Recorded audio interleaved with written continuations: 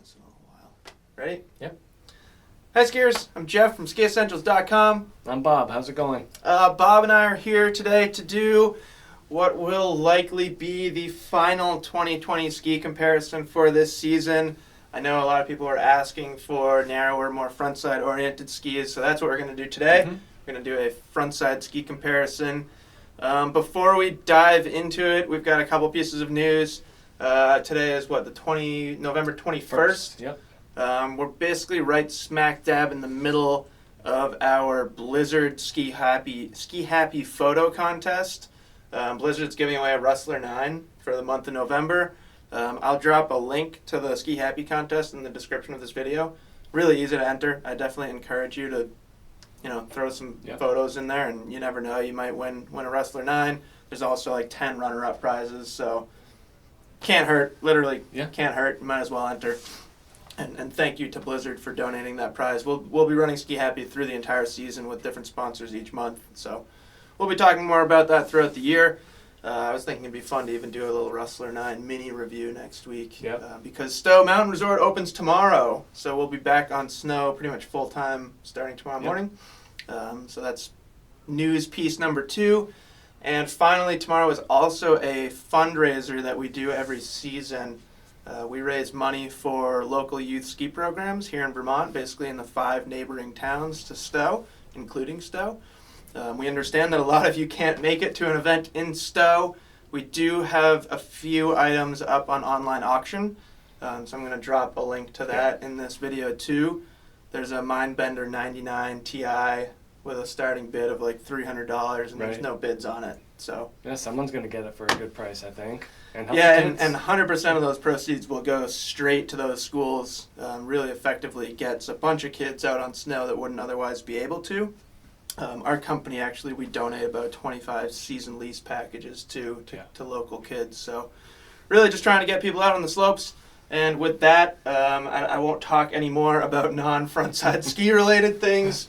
And Bob, why don't you kick us off with this Atomic? Sure. This is the Atomic Redster X9. Wide body. Wide body. So they do make this in a narrower version as well. And with the wider overall shape, you just get a better balance point. You'll kind of hear us talk about the difference between. A lot of variety in this comparison. Surprisingly, really mention that. For frontside skis. And just a couple of things to notice as well is that some of them have bindings and some of them don't. Yep, we'll talk about that as we go through. Yep. So just if you have a question about a binding, feel free to reach out. Yep. Anything with a binding, that's the one it comes with. There's no other option. But they're all good bindings. They're all grip walk compatible too. So I found that interesting. Yes, they are, I believe. Yep. I just looked at it before and confirmed that. But anyway, back to the Redster X9. Atomic has really done a good job with their racing program over the past few years. Yeah, go Michaela Schifrin. Go Michaela, a bunch of the Austrian guys are on them too. Yeah. The signature thing that you'll notice is this Servotech rod here. And a lot of these companies have been experimenting with this, either vertical laminates or, this is just an actual rod. We've talked about it with our Elan skis with their carbon tubes. Yeah. Basically what happens is when you put a rod from the core of the ski to the front of to the toe piece here, you're preventing counterflexing. So when you're loading the ski up and it's flexing like this, not only is it giving you a bit more stiffness in terms of the longitudinal stiffness, but when you release the turn, it's going to want to rebound and stay there. Yeah. So this prevents the ski basically from bending backwards like that. And that keeps you on a more direct line down the slope. Yeah, less flap. Yeah. Your ski tracks a little bit better. Yeah. So this technology is on their high-end skis, filters down to the more recreational. So what you're looking for here is just tremendous stability and power coming out of the ski, especially in the forebody. So just tremendous edge grip. You'll hear us say that a lot. They all have great edge grip. And then the other thing to notice too about a lot of these skis is how these tails flare out to the end. They're very sharp to the end. Yeah. So we'll see a little bit of variety, but it's a great one to show as an example. And same thing with the tips. You can notice a lot of difference between the tip shapes on the walls, most of them are going right out to the top of the ski. So the Servotech is what you're going to get from the Atomic. Again, this is just a great option to start with just because of their pedigree. And they've really been killing it on World Cup and those high alpine race circuits. So yeah, you want that race performance, but slightly wider ski. What is this guy underfoot? 75 underfoot. Yep. So it's funny because they call it wide body, but actually among this group of skis, it's one of the narrower skis. So definitely one that's very precise, very quick edge to edge, and it'll make you ski like Michaela should. No, it won't do that. You gotta try hard for that. Yeah, that's basically impossible. This is the Brahma 82. So right off the bat, we're looking at a very different ski with the second ski. So no more system binding. We've talked about the ski a lot. We did a full review of this ski. Great ski. They basically took the performance of the Bonafide and the Brahma 88 and repackaged it into a smaller waist width. So easily the best carver out of that series. Yep. It's very quick edge to edge among the Brahma family, so to speak, the Bull collection. Yep. There used to be a ski called the Latigo. I like this ski a lot more. I don't know exactly why, but for some reason it feels a lot better on my feet. It feels more capable. This still has all the strength and power and capabilities that we expect out of the Brahma. Like the Brahma has made a name for itself as a powerful, stiff, burly ski. This is arguably, kind of takes that to the next level just because it's narrower. Narrower skis have better torsional stiffness. But then going against a ski like the Redster, we've got quite a bit different tail shape in this ski, and we've also got a little bit more rocker than a lot of the skis in this comparison. It's not like high-rise rocker by any means, but just that shape. The differences in the shape and that slight rocker profile, and the fact that you're likely mounting a binding straight to the ski. Correct. I guess you could put a plate on this thing. I think that kind of defeats the purpose of this ski. I don't think there'll be many skiers choosing to put a plate on the Brahma 82. Yeah, I don't think we'll see it. I think you could, when we get to this ski, I think you could make an argument that a plate's more appropriate on a ski like that. But yeah, with the shape, with the rocker profile, and the fact that you're mounted lower on the ski, makes it way more versatile. So I thought this thing ripped in moguls. Yeah. I was surprised, kind of, and pleasantly surprised how it skied in moguls. It's not like a overly friendly, super forgiving mogul ski, but if you've got pretty good mogul technique, I think it's a great mogul ski. I could picture you just ripping bumps on this thing. Yeah, very quick edge to edge. That's for a flat ski. That's the defining characteristic of that, I would say. Yeah, but it's a great ski. It definitely falls into this category. Yeah. But it's a little bit more versatile than some. I'd say it's one of the more traditional skis on this wall. Yeah, absolutely. I mean, it's a vertical sidewall, Yep. standard construction, 2 sheets of metal. Yeah. No servo tech, no vertical laminate. It's it's a pretty straightforward ski, but that gives it kind of trustworthy feel. Yeah. Awesome ski. I think a great addition to the line too. Definitely. I think they needed that. And I think we should mention it kind of took the place of the wider Quattro skis. Right. And then this ski is kind of taking the place of the narrower Quattro skis. Right. So this Firebird line is new for this year, and they got a couple of different models. This is the HRC, so this is in the middle. The WRC is narrower in the waist, and the SRC is a shorter turn more radius. like a slalom. Those are kind of pigeonholed as the WRC is like GS and the SRC is slalom. Yeah. And a lot of these companies do that with these system skis. They'll have their wider GS, their wider slalom, and then their kind of cheater GS. Sure, yeah. Much more similar, kind of like this, similar to a World Cup ski, but with a system binding on it and a shorter radius. Yeah, what's the radius on that ski? This guy is at 166. It is 14.5 meters. So something to note. I think we could talk about turn radius on all these skis. This Atomic's 13.5. Yep. The Brahma's 15. Yep. So straighter turn also kind of gives you more versatility. Yep. A really short turn radius is just going to want to carve. Yeah. So that Atomic just rips carving turns, where the Brahma will do it, but you get more versatility. Anyways. Also, I just wanted to touch on that about the Brahma, is that comes in sizes up to a 187. Yeah. So a lot of these are mostly low 170s. Yeah. This is a 166 here. A lot of these skis don't come much longer than like a low 180. Yeah. And that's just it's a function of what they're designed to do and how they're built. That Yep. you don't need a 187 in something like this. Yeah, that would be crazy. But the Brahma does come in that 187 length. So if you're looking for one of these skis and you're looking, a taller person like myself, and you're looking for a longer one, that Brahma does come in a longer length. At any rate, these Firebirds, pretty much race room construction, wood core, 2 sheets of metal. Yep. They've also added carbon. So if the wood core and 2 sheets of metal weren't enough, they got the carbon under the foot and then extending through the tip and the tail. Yep. So that's really going to keep the ski nice and damp and stable. Pretty light and pretty versatile for what it is. Yeah, it's like different kind of versatility than the Brahma, I think. Yeah. But it's it's still a versatile carving ski. And when we say versatile in this comparison, it's relative to this comparison, not Yep. relative to, a a QST 99 exactly. or something. Yeah. So, you're getting that full camber. There's no rocker on this ski. So as soon as you tip it on edge, it's going to hook up and go. Again, pretty sharp tail shape. All the way to the end, that edge is going to hold you in. So tons of power, tons of rebound coming out of that ski. Yep. And just with this whole Firebird line, they're really working towards getting that World Cup performance down to a more accessible Yep. citizens level. So beer league, Yeah, ski great bum beer races, league race ski. that's your ticket right there. Yeah. So really, It's got a little attitude to it. I guess, yeah. They do good with their marketing with that stuff too. Yeah. The cool jean vests and stuff like that. So it's funny to see. But that's the Firebird HRC from Blizzard, and just a really fun ski to get on. Not overly crazy in terms of what you think of as a race ski or frontside. Yeah.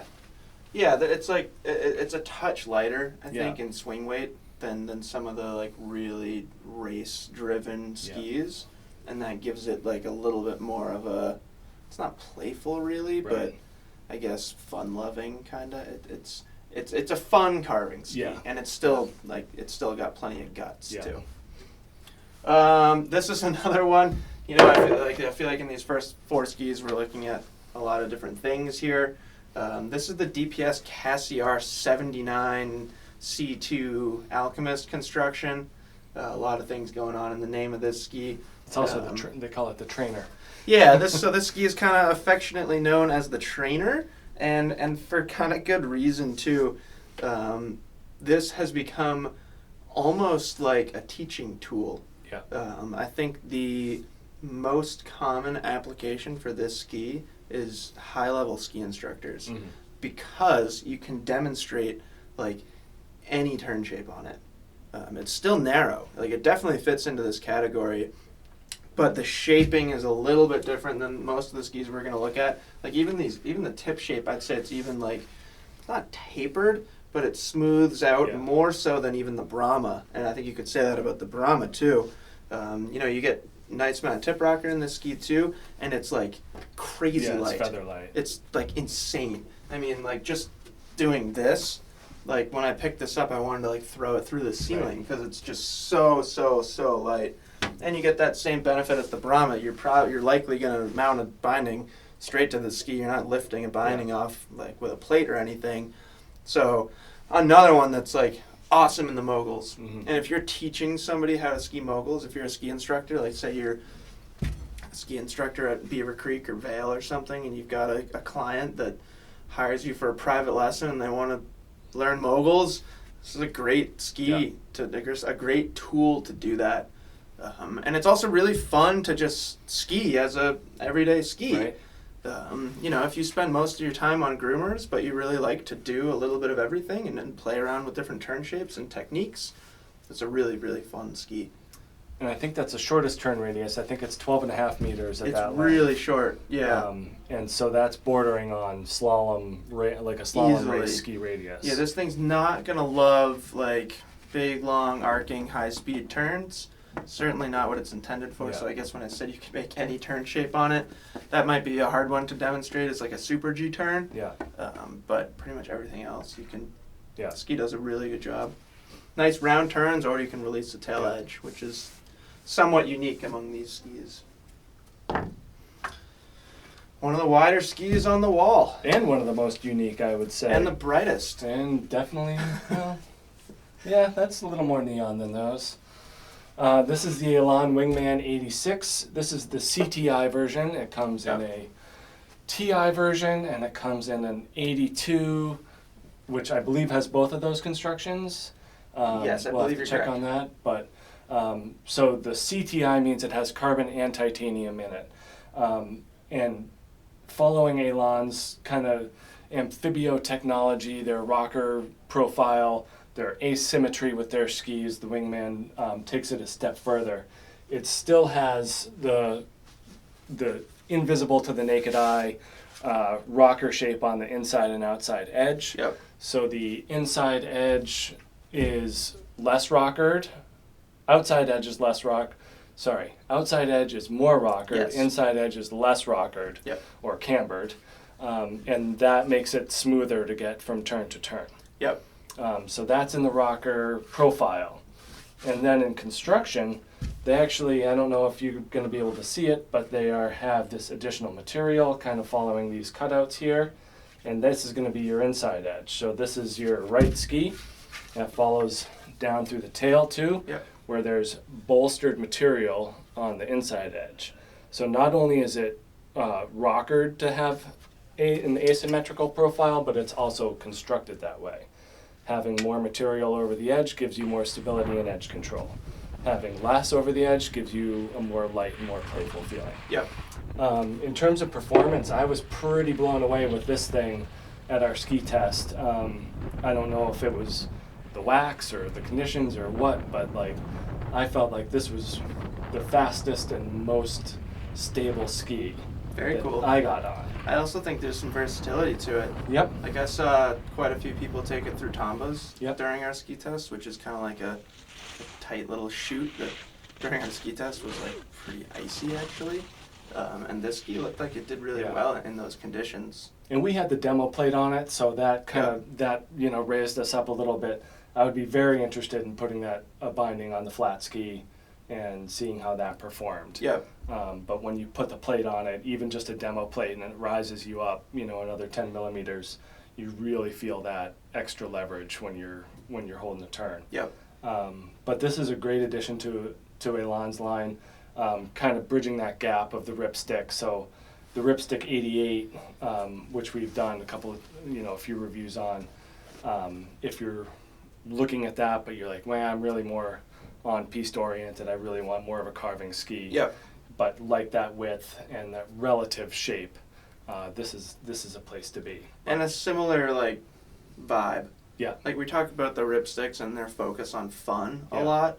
You could say the same about the Wingman. Like we actually sat with Elan for 3 hours yesterday talking about skis, but you can say the same thing about the Wingman. They try and build some of that fun factor into it too. They have their Amphibio collection, which is really dedicated frontside charger skis sorta. So it's you can kind of draw a spectrum of seriousness to playfulness, and the Wingman's still definitely following somewhere in the middle there. If the ripstick's all the way to playful, and then the Amphibio is more serious. They build in some of that fun factor and playfulness from the ripsticks, but they're, like you said, it's just got more of a carving mentality. I thought this thing was pretty serious when I skied it. I was very impressed. It's I a loved great ski. Yeah. And I think you could take a glance at Elan's line and wonder why they have a Wingman 86 and a ripstick 88. Yeah. But they have different feels, different applications. Both phenomenal skis. Another one that's 86 underfoot. So I think these are the two widest skis in this comparison, with a couple 84 and 85s down there. But this is the Fischer RC One 86 GT. Bit of a mouthful on the name, but this ski is pretty darn awesome. Yeah. We did a full review of this ski too. I think it was hard to It would have been hard to put the Wingman in the 90 millimeter ski comparison. Yeah. I kind of wanted to put this in the 90 millimeter ski comparison, but we ended up putting the Ranger 92 in there instead, which I think was a better fit. But this is, it goes up against skis like the Brahma 88, I think, more closely than a ski like the Brahma 82. Yeah. It's really interesting because it is one that is a system binding. You know, we've talked about kind of the differences in versatility that comes around with system bindings often. This still feels really versatile, and I should have probably started with the fact that it feels really powerful. Yeah. There's thick metal in this ski. Yeah, So like World Cup construction. yeah, so thickness Fischer metal. basically, we met with Mike Hatrip last winter and talked about ski construction quite a bit. We have actually a video with him talking about this ski and some of their other skis. Yeah, they basically took the thickness of metal from their World Cup race skis, and we're like, all right, people want a powerful ski, we're going to put it in this thing. Yeah. And it rips. I mean, you don't have a speed limit on this thing really at all. Right. You know, that thicker metal does make it, it's not light. No, it is not light. Especially with a system binding, it's not light, but it definitely feels more playful than you would think.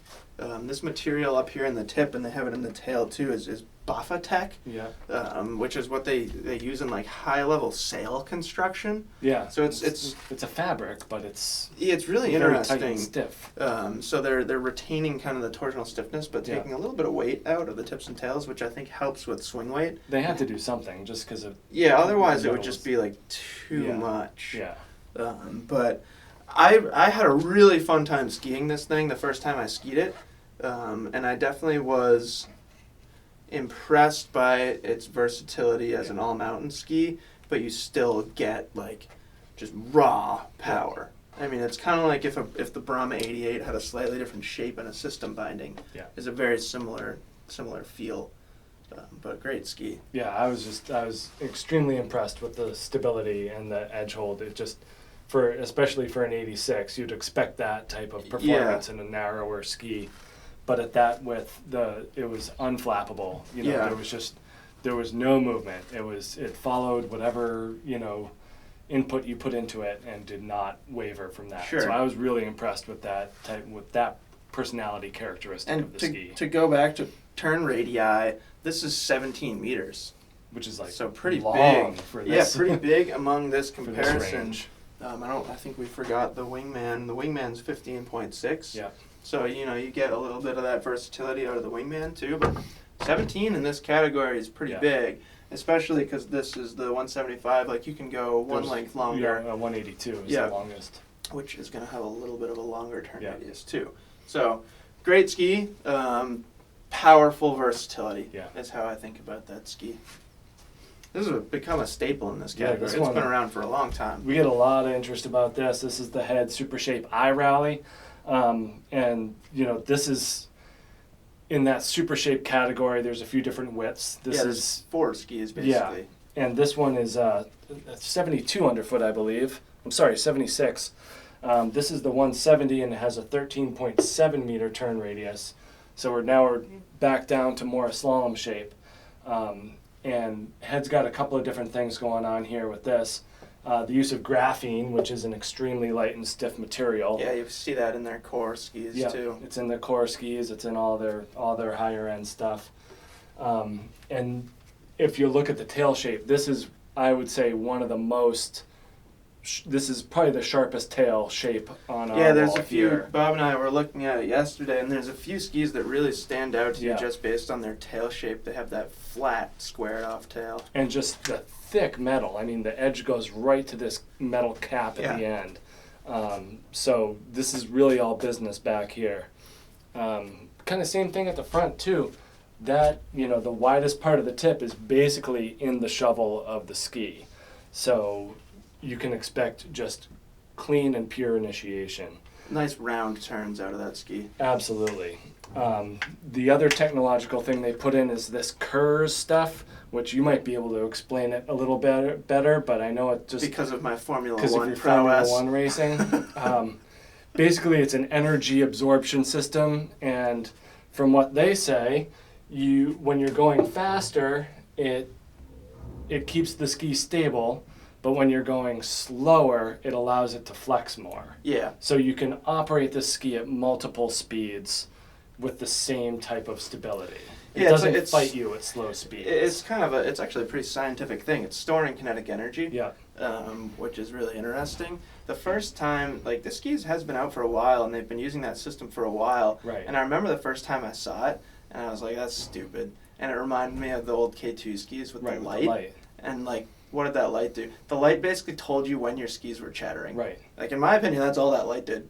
It was like, if you looked down and saw the light, your skis were, like, all over the place. But it was a light on. But this actually works. Like, there is truth to this. There's much more scientific backing than the light.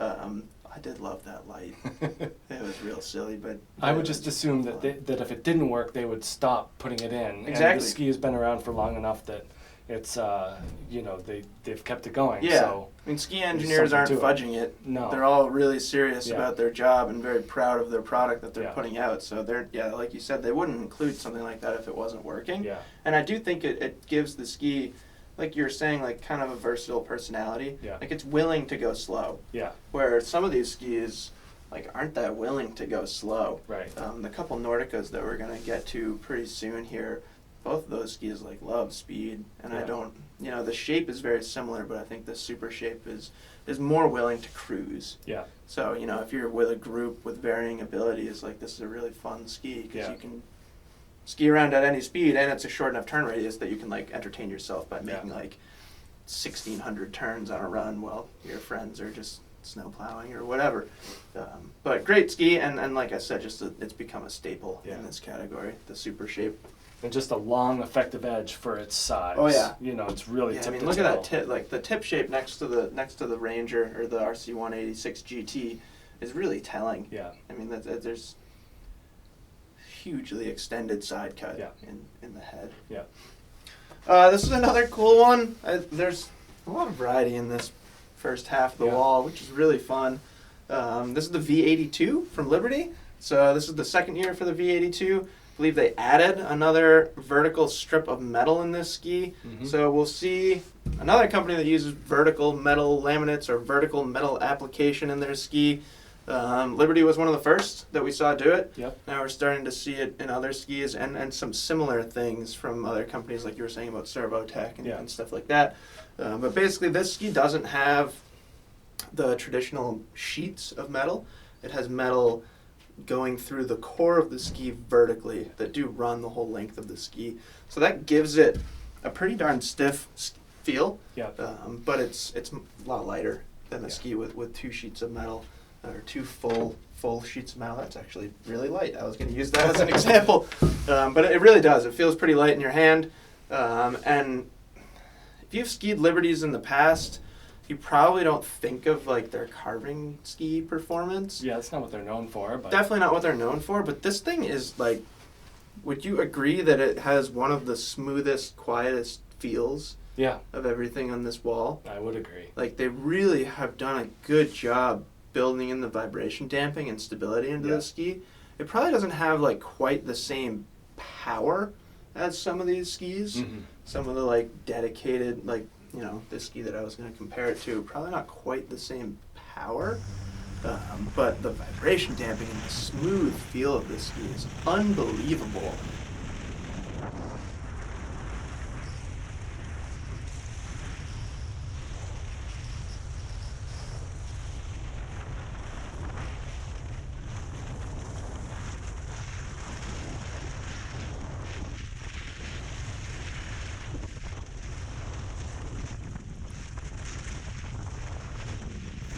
So it's got some of that versatility that we talked about in the other skis, just a little bit of a different feel in the way that happens. Different wood, they're using the bamboo wood. Yeah, so and there's some carbon in this ski too. Yeah. So you get nice responsive feel, nice energy. It is pretty lightweight, so it's kind of easy to toss around, so to speak. Yeah, moguls, trees, I mean, it's kind of similar to that Brahma where it's going to have that versatility. One of the more versatile skis of this comparison. Yes, and a 15-meter turn radius. Yeah, nice and short. So that takes us to the other side of the wall. Bob, you want to kick us off with that That Spitfire 72. Yeah, this is one of the narrow ones we got here. We're getting close to that World Cup race shape. You know, they're really trying to keep people off of the, like normal people off of the narrowest skis. Yeah. And the reason is because it offers a harder balance point the narrower the ski. So when you're on something super narrow in the waist like this, it acts more like a hockey skate where it's gonna, you know, it's twitchy to be in the middle on. Once you're on edge, you're good, but it's hard to ride it flat. Yeah. And this is a good example of that. So about as close to a World Cup ski as you're going to find on this comparison. So the Spitfire series has a couple of different versions. The 72 RB, the RB is a race bridge. Basically, they're taking the metal here and connecting it to carbon in the tips and the tails. So that gives it a ton of strength, plus a little bit of lightness and added stiffness in the tail, in the tip and the tail. Yeah. But for 72 underfoot, you can really expect this thing to grip tight to pretty much any type of snow you can find. It's very stiff, very stable, and a little bit narrower and more slender of a shape. You know, full camber like most of these skis are, so this tail is really going to stay true to the snow no matter what you do with it. Yeah. So, you know, I would put this as one of the higher GS performing skis on this wall for sure. Yeah, absolutely. And one with just like, it really has a race feel. Yeah. Yeah, that's, I mean, if you substituted this plate for a regular piston plate and put a race binding on it, you're basically on a race ski. Basically on a race ski. Basically on a Doberman World Cup GS ski at that point, just with different lengths and different turn radius. So the shorter turn radius is really what sets it apart. They can put whatever radius they want in this ski versus a World Cup ski that has to have a FIS, right, a FIS-oriented radius. But yeah, super precise. Yeah. Super quick edge to edge. You're not going to get better edge grip than that. No, I skied that ski for the first time at Loon last year, and I just had so much fun. Yeah. You can just rail turns on it. Yeah. Which, like, really you could say about pretty much everything we're talking about today. But that ski, I mean, if you're really looking for, like, true race feel, and you don't care too much about versatility for your carving skis, it's a really good choice. It kind of feels, you know, similar as the Atomic. You know, it really is, it's focused on carving race level performance. And although the head has the Formula One racing technology, this is the most Formula One oriented ski. You know, that's just, this is a race car through and through. Yep, totally. So this is pretty interesting. We just talked about the Spitfire 72. This is the Spitfire 80. So basically the exact same thing going on inside this ski. Yep. Really the only difference here is that we get 8 millimeters in extra width. So we're now 80 underfoot.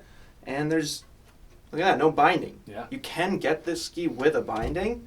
It's been kind of funny talking to Nordica. Like, there were certain people at Nordica that really wanted the flat ski, and they were like, okay, and like barely got put in the catalog. Yeah. But we were really excited about it. So we have quite a lot of them, and I think this is a really cool ski. Like, you and I have talked about how fun this would be to put a pivot on it. Yeah. You know, you still get, like, a lot of the things we said about that ski, you're still getting in this ski in a situation like that where you're mounting a binding, like a pivot, straight to it. Yeah. But you have, in my opinion, a more natural connection to the snow. You feel the snow a little bit better when you're raised up on a plate. There's just like, you know, another thing in there that has to translate the feel and the energy. And this ski, you're closer to the snow, better connection, still like super high level carving performance, but a little bit more versatility. Yep. And I think that's a theme among these skis is you're getting high level carving out of all of them. It's really like, what else do you want to do on them? Right. So I would love to add this ski to my quiver. I would use it predominantly as a carving ski. We've talked about putting together a SkiEssentials ski bum race team. I would love to use it for something like that. Yep. I think I'd also probably ski some moguls on it. Yeah, I'd ski that most mornings that it doesn't snow, I think. Yeah, I mean, it's not, like, I think this is a really important comparison. because I think these skis are designed for similar things. Their companies are owned by the same parent company. Yeah. But you're going to get a little bit more forgiveness out of this shape and a little bit more true carving performance out of this shape. So kind of designed for similar things, that high-level carving performance, but more versatility. But you've got a couple different ways to go with it. Yeah. You know, just the slight taper in this ski will make it more forgiving for a less skilled mogul skier, for example. But, you know, flatter tail on this ski, so you're going to get a cleaner finish to a carving turn. So really cool that we have both these skis as options now. I think if you asked me like a year ago or a year and a half ago, like what are going to be the like cool new innovative things in the ski market, I wouldn't have said 80 underfoot flat skis. It just doesn't feel like that progressive. Yeah. But then when you start thinking about them, and especially when you ski them, they feel pretty progressive. Yeah, I mean, outside of soft snow, there's not a whole lot that you couldn't do on something like this. Right. So it's still, at that said, it requires a fairly skilled driver.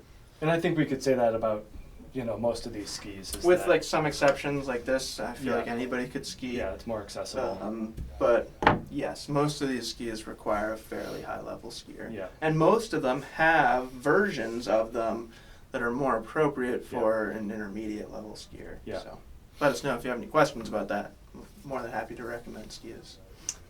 Rossignol has their hero line, and that's kind of their race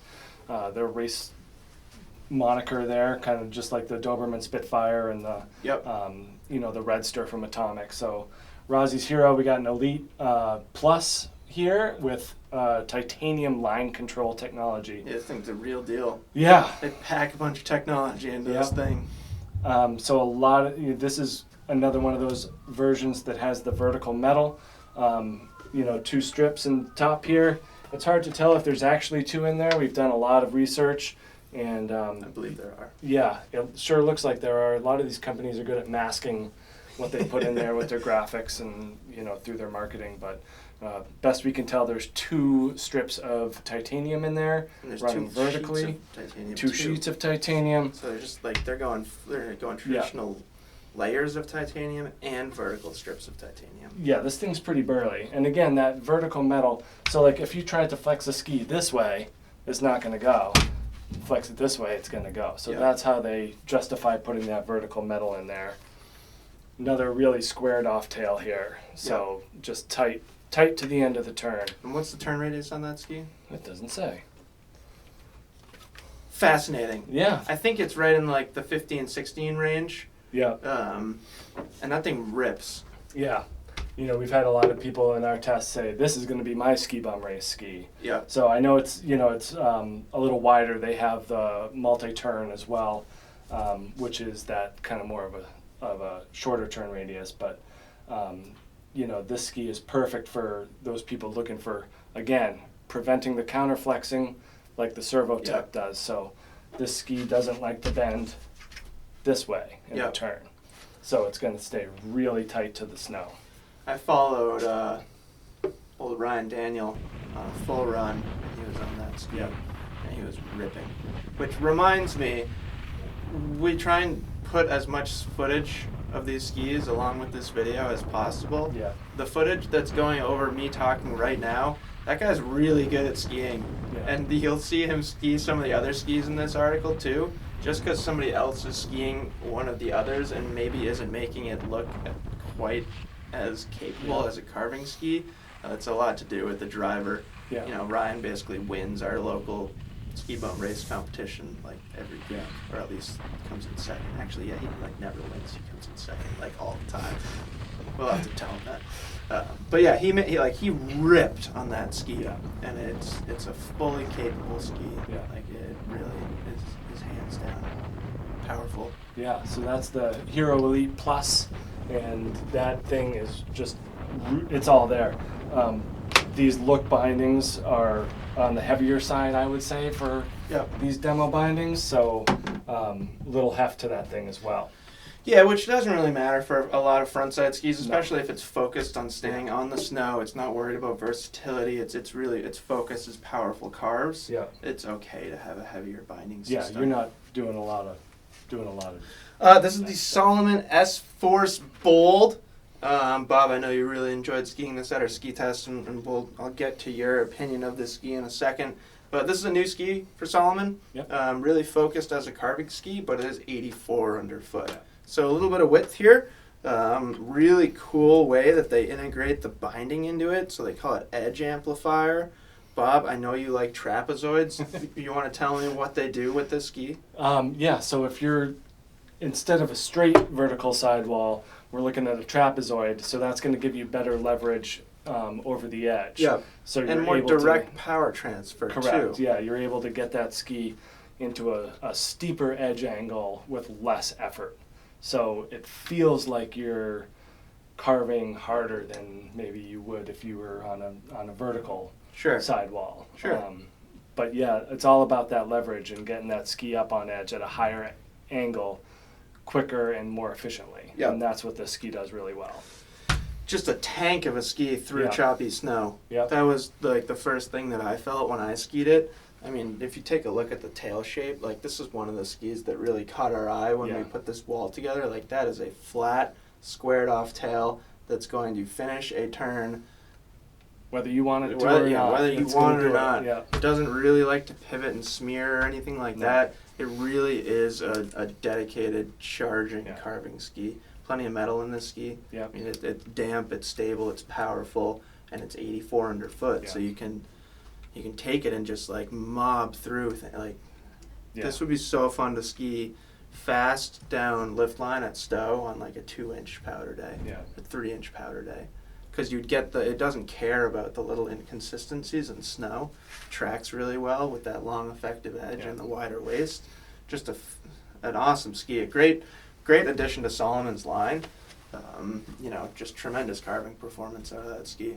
And I skied the S-Force 9 before this, which is the version down in this line. And it was very interesting to go from the lighter and less metal version to the heavier metal version. Yeah, you felt the noticeable difference. Yeah, definitely. So like a lighter skier might like that performance and the versatility of the lighter version, but if you're looking for speed and stability, this is the way to go for sure. Both those skis are in the ski test. I always put a link to the ski test in these comparison videos, so if you want to read more about it, I'm sure both of Bob's feedback are in there. Yeah, definitely. I put a lot of my personal feedback on it. This is a Stockli Laser AR. We've done a few reviews on the Stocklis on the Stormrider series. The lasers, we're carrying the ARs and the AXs. The AR is 83 underfoot, and this thing is a pretty cool ski. If you're looking for that flat ski, it's different than the Brahma 82 insofar as that this is more of a race shape ski. Yeah. But I guess I'd put it in the Brahma in terms of performance. I mean, I'd even throw like the S-Force in that conversation too, because they've got similar width. Yeah. But this thing's cool. It's pretty light and pretty flexible for how stable it is, and we've noted that about the other Stocklis as well. Is like, wow, that Stormrider 88 is pretty light and pretty flexible, but when you're skiing on it, there's nothing bad about it. No. That a lightweight ski would do. So lighter wood core, 2 sheets of metal. They got these vertical cuts in the metal, both tip and tail. Yeah, kind of allow the tip and tail to feather against each other. Yeah. So that's kind of a defining characteristic of these skis.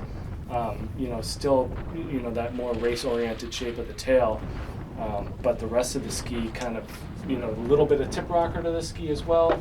So the versatility of this in terms of a on-piece carver is really off the charts. Yeah, and it's got like really smooth, crisp turn transition or initiation. I think those slits that they put in the tip and tail just make, they're basically taking torsional stiffness out of the tip and tail. Right. So they're letting the ski kind of like just, it's like bending itself into the next turn instead of like jerking itself into the next turn. Or forcing. Right. Yeah, it's definitely gives it a more supple feel. Yep. So,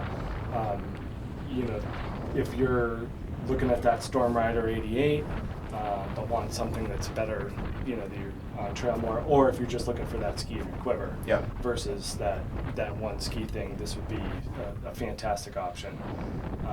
So again, flat ski, so you can put your binding on it and you'll be closer to the snow, so that gives it more versatility as well. Yeah, 16.5 meter turn radius Yeah. on that ski, And so this it'll is make some of the longer turns in Mhm. this Yep. comparison. So this is the 175, again, one of the longer ones, but Yep.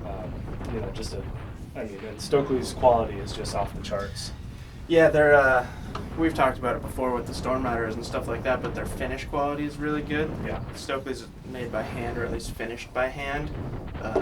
You turned the base of that ski to me just now, and it hit the light perfectly.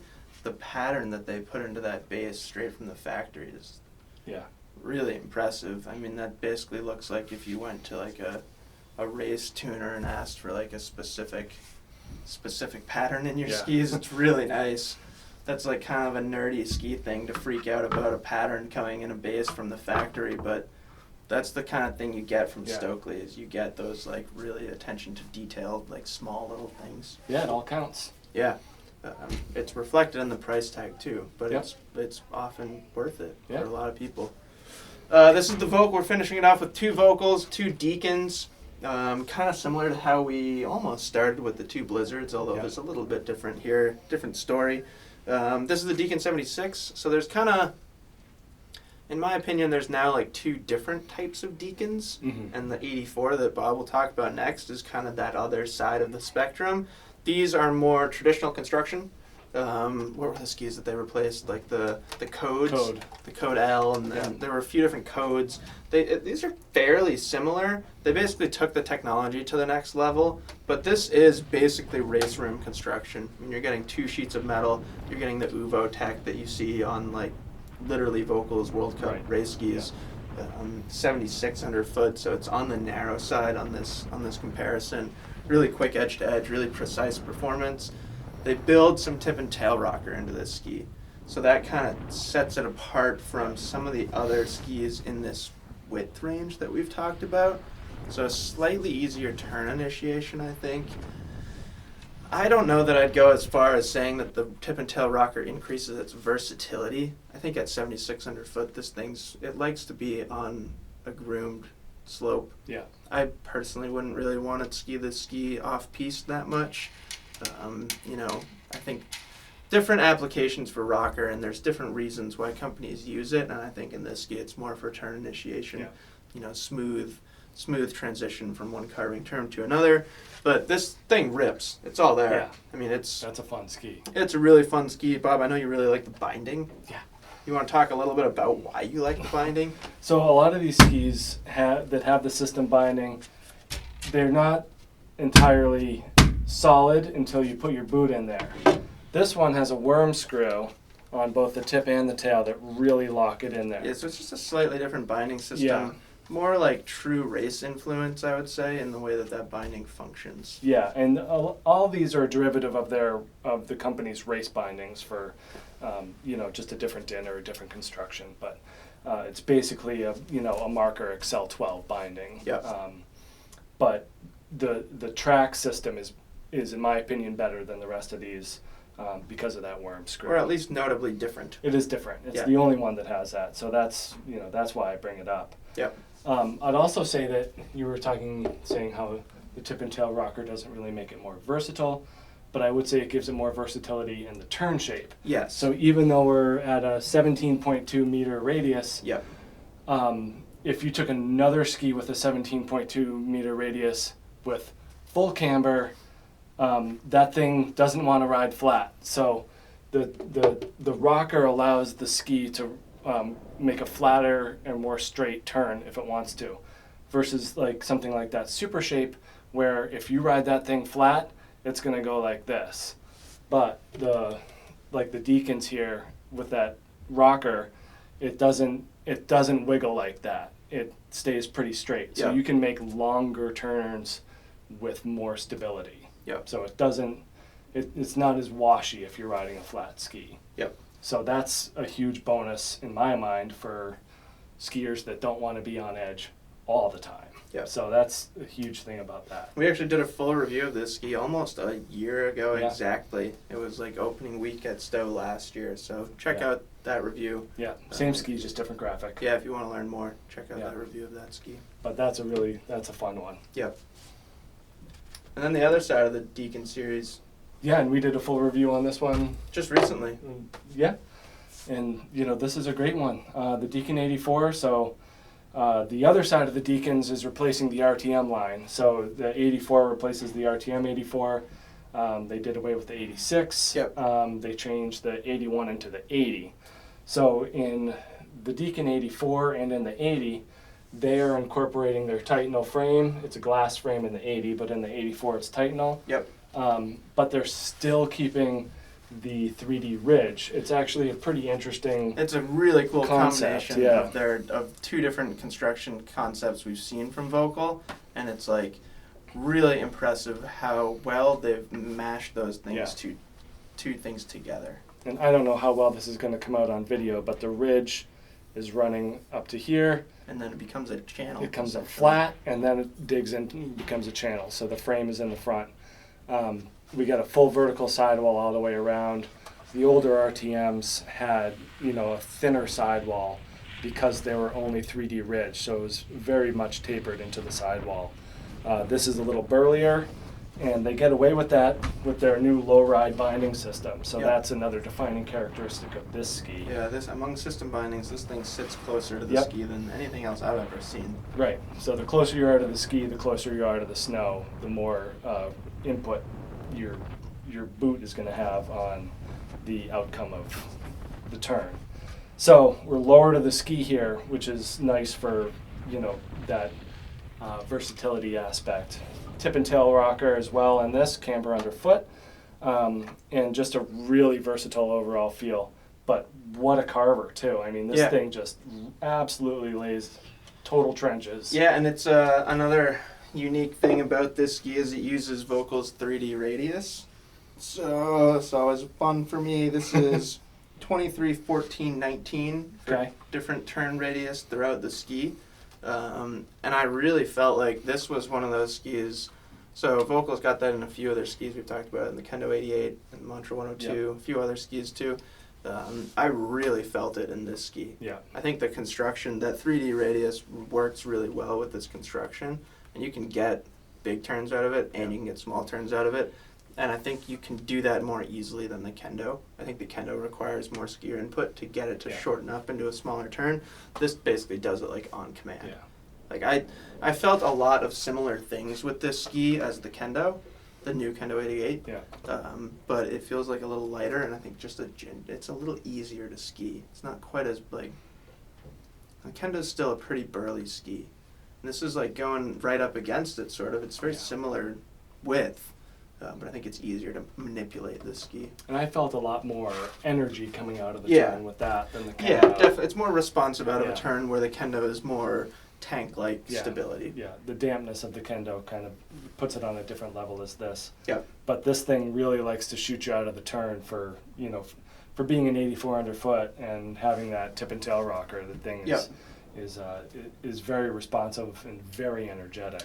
And I'll just say, like, I like it more than the RTMs, just hands down across the Right. board. I think it's an improvement over those RTMs. The RTMs were great skis too, not to take anything away from those, but Volkl did a really good job developing the new Deacon skis and taking what was successful in those RTMs and then repackaging it with some new technology. Right, So- because they kept the ridge. Yeah. They just added the frame. Yeah. And that did away with the UVA, which was in the RTM 84 and 86 having from that last tight year. frame is essentially doing the same thing Yeah. as having that UBO up there. Yeah. So that's about it. That's our frontside ski comparison. I think this one was pretty long. I know there's, feels like there's a lot to talk about with these frontside skis. Definitely let us know if you have any questions. We may have missed things here and there. We're human. We often, we might have forgotten something. So definitely let us know if you have any questions. Let us know if you have any questions about skis that aren't in this comparison or aren't on this wall. You guys are usually pretty good at saying, like, hey, what about this ski? Hey, what about this ski? And we're certainly happy to answer those questions. So, yeah, we'll see you guys on the slopes. Yeah. Tomorrow's opening day at Stowe. I gotta go get my pass right now, I think, hopefully. So yeah, if you're in the Stowe area, say hi to us tomorrow. Bobby will be up there. I'll be up there, yeah. Okay. Yeah, we'll be up there. So we'll see you guys on the slopes. Bye.